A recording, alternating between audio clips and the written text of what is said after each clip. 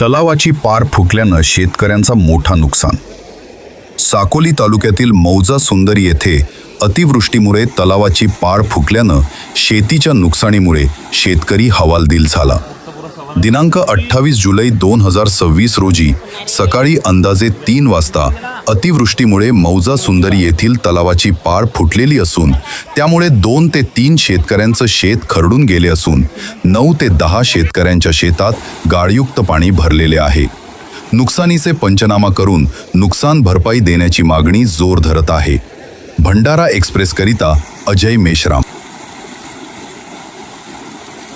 25 वर्षांचा ग्राहकांचा विश्वास, भंडाऱ्यातील विश्वासाचं नाव नक्षत्र jewellers. Hallmark gold jewellery making फक्त 7% सिल्वर मेकिंग 0%, डायमंड ज्वेलरीवर मेकिंग 0%, तसेच उपलब्ध 1 ग्राम गोल्डचे संपूर्ण दागिने, सोनचंपा कलेक्शन नवनवीन ऑफर सोबत आजच भेट द्या। नक्षत्र ज्वेलर्स, गांधी चौक, महाल रोड, भंडारा।